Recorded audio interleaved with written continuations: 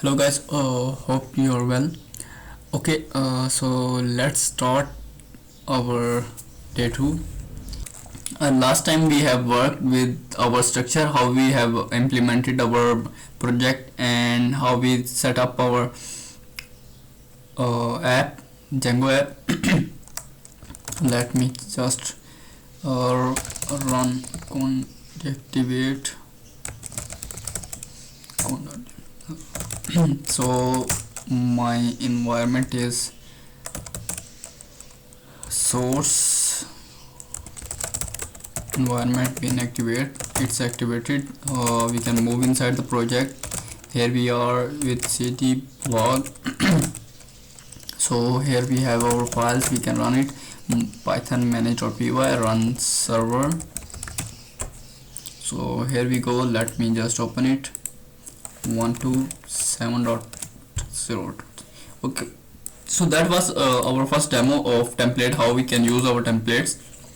So now first we are going to use Bootstrap, how we are able to make use Bootstrap.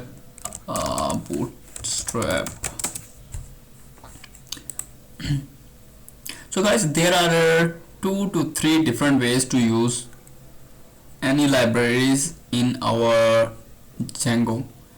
So the normal way is to use CDNs, and after that the other way is to use that files and keep them in our static files. So first we are going to use our CDNs of Bootstrap, so we can have a quick look. Okay, just copy this starter template, and when we are back to our index file, we can just replace. Let me rename Django blog app. Okay, so this is h1 hello world, and let me just refresh our page.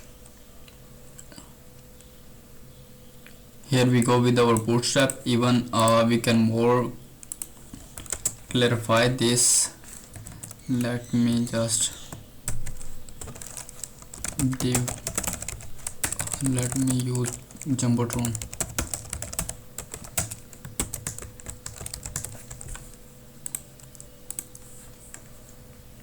And here we go with Bootstrap. Okay. So guys, this was the first and normal way to use Bootstrap, and the other way is to download these CDN files, okay, and use them. Or you can just go you can directly download these files of Bootstrap and use them inside your project. So in that case, we are going to make a folder of static files, so you can download this and use them. Let me just go back. I have these files. Let me just open my folder and see where Bootstrap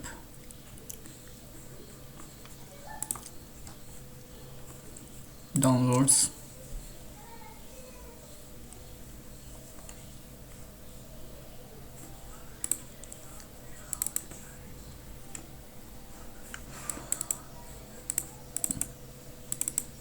Okay, let me just get this folder of Bootstrap, so we can use this inside our project. Here we are. Right now we don't have a static folder inside this our blog app. So what we have to do is we are going to make a new folder, static. Inside that you can specify that it's Bootstrap or whatever. So I have just copied that. Let me open it, and here we have different files of Bootstrap, CSS and so on, jQuery, JavaScript. So let me just clear this one as well. Okay, this is okay. So let me just use the second way, so we can use our static files. So for static files, what we have to do is we have to load static Okay, here we go. And for this, let me remove this. Okay, let me just clear this one. Link style, and inside this href you have to specify that this is static files, and inside that you are going to specify, okay, inside static folder we have to move inside this folder, and after that we have css and bootstrap. So we have to use bootstrap.min.js. For that, bootstrap.min.css. Okay guys, just a second, let me cut this out and we can have a look again on our page. So right now we don't have bootstrap, so let me just paste it again and we can have a look if it's working fine. Okay, so there is an issue. Let me specify static 404 static this css bootstrap.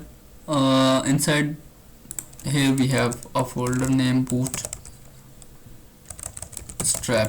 and after that it's you see static bootstrap. Inside bootstrap it's other folders. Okay, just a second, let me just specify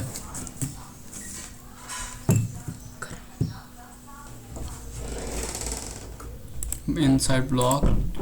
Let me just go inside the directories os.path.join base directory, and we can specify templates.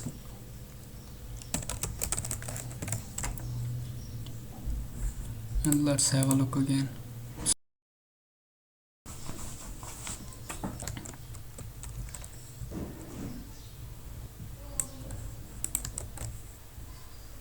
So guys, this is our URL, so we can just run it again. And so let me just use jQuery now. Like we need jQuery and JavaScript file or bootstrap as well. So for that, static again bootstrap, after that it's this, and let me forward jQuery folder. After that we can name the file jQuery.js. so in this case we don't need this one, like we were using CDN before. So now we are just specifying our folder path. Here we go with this, and after that we are going to use popper. Okay, so for the popper.js, let me static folder. After that we need bootstrap. After that it's dist. Let me just check if it's bootstrap JS, and inside JS we have, where is the popper.js? Popper.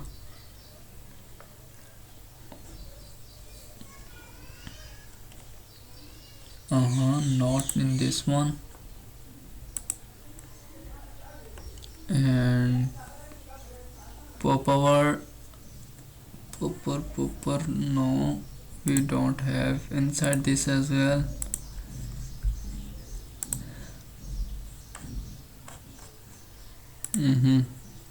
So if we check our dist folder, let me check if we even we don't have this out here.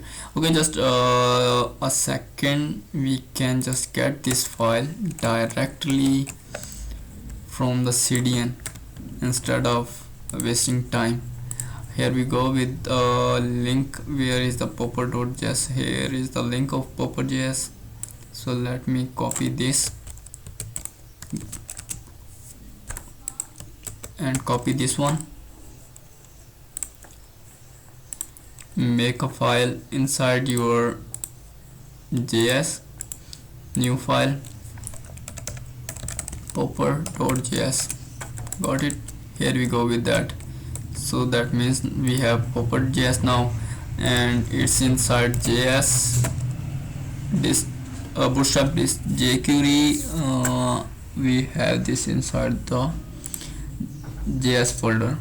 So got it, done. And this one is bootstrap.min.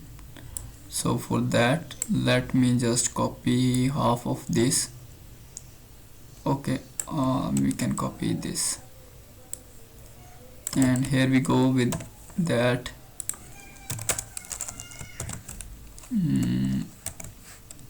Okay, hope so this is gonna work fine.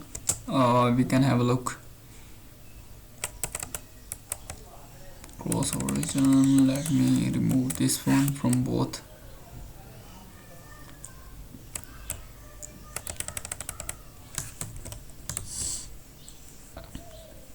Okay, so here we go with this again, and let's see if we have some issues. Okay, we are having some issue with popper.min.js.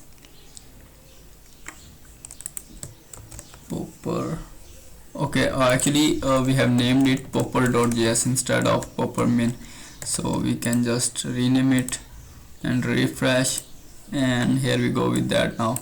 Okay guys, this is the way how we can use our static files. So if you are going to make your own websites or going to practice this, so you can just make your own files. That will be much better, that file will be on your server and you can use it. Okay, so now we can move forward to work. So guys, let me just make it in a dynamic way, so we can use our base template. Right now let me just put navbar, so I can explain it more to you. That will be easy for you to understand. For example, we have this one. Let me just copy a simpler one. Okay, this is a simple navbar which we need to be same for every page. Here we go with the navbar, and we want this for every page. Instead of making every time a new page and put this navbar for all of the page, it's better we can make this in a separate file and inherit them in all of the pages. So we don't need to specify it again and again, so it will be dry concept. We are not repeating again and again a code. Don't repeat yourself. So let me just have a look and specify this.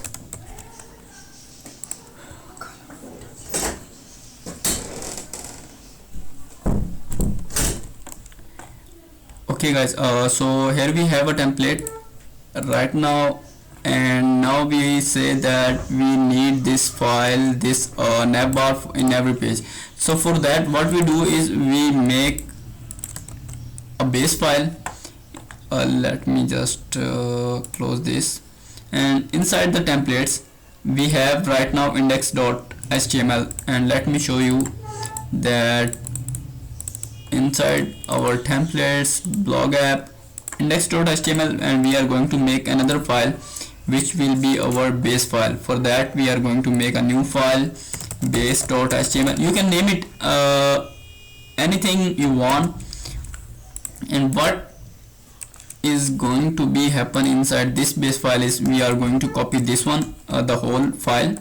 Okay, so we have paste that here. We are not going to use that here. Okay, right now it's empty. I will show you what we have to write here. So right now we have a base file, and what we have to do is, let me just copy this, and I can make a div inside, okay, a container fluid, and inside that we can make a block, and we can name it content, we can name it body. Okay, so here we go. Right now if we load our page this again, there is nothing, cause we have removed everything from our index file, and we have mentioned that our index function will show us our index file. So right now we don't have anything, so for that what we are going to do is, we are going to import our base file.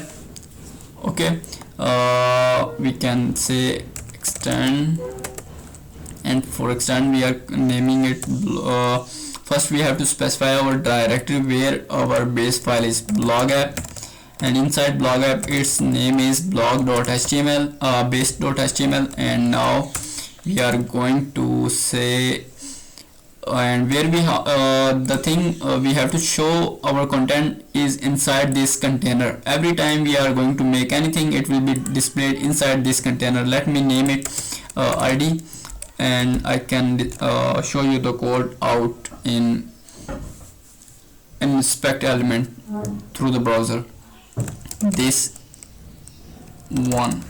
Okay, so now we are going to say we are using our block body. Okay, here is the code how you specify that. First we have to specify block body, and we have to use end block as well. That means this block is ending here. So now let me say h1 welcome, and let me just refresh, and you see we have that welcome and the nav bar on the top of that page. That means this is our that block, and on the top of that we have our nav bar, and this nav bar can be used for every page, every single page you want to use. So let me just now show you that we have mentioned the ID of that container we have used. This is that container, right? This one. Okay, so inside that we have used our that second file to be displayed. So here we go, and our bootstrap is working fine. If we remove bootstrap.min or popper, it will not work. So make sure you have working files. Okay, now let me just go back here and put this one. Let me refresh, and here we go. So guys, this was the basic way how we are going to use our templates. Okay, so next video we are going to start our blog, how we are going to make our models.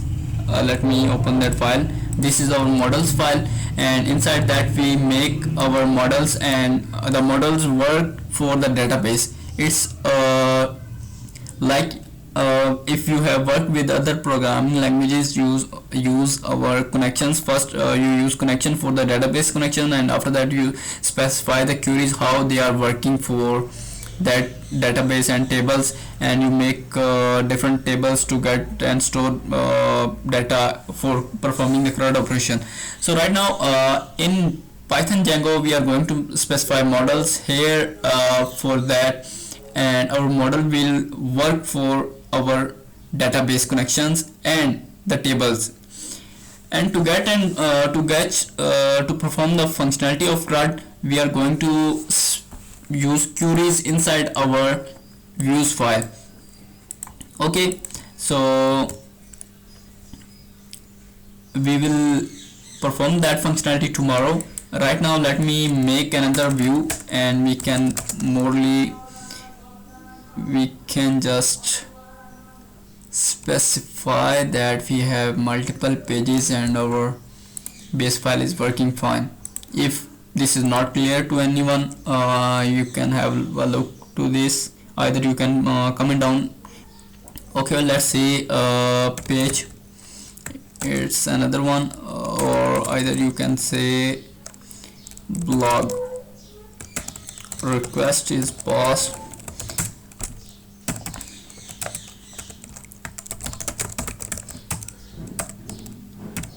This is our comment, and let me specify the URL of blog app /blog.html.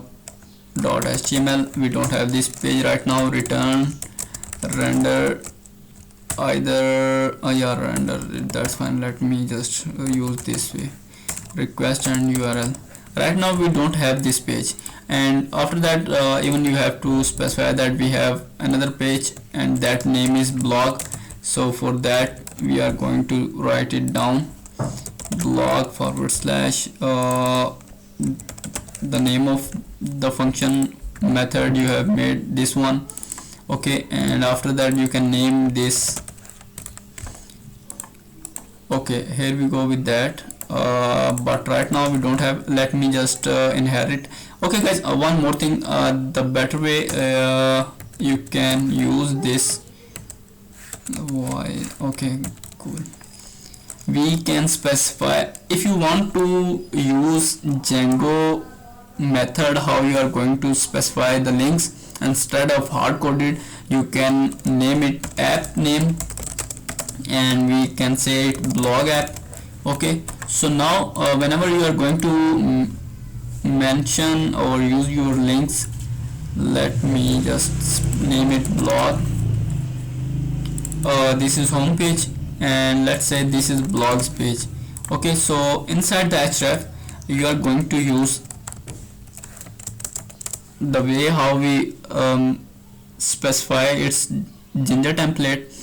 So this is Jinja format, how you specify the things inside our HTML. So for that, now for the URL you can say that blog app, the name of the app we have write down right now, this name written down, and after that now you are going to specify the name of the URL you have wrote, this one instead of this. Okay, we can say, let me just rename this into something else, blog, and we can say new blogs. We are going to make this template and a form, so we can use further that form for registering new blogs. Okay, we have used this name inside our app, and let me just go here, and right now we have that name, but this will not work. If you come here and see, we have blog / new. Okay, but the issue is right now we don't have this template. So for that definitely we are going to make a template for that. We can name it blog, and inside that we are going to specify that this is blog page, h2 blog page. Here we go, and now let me refresh, and here we go again. So guys, that's it for today, and from tomorrow we are going to work on our models so we can start implementing it for CRUD operation. So, see you guys tomorrow.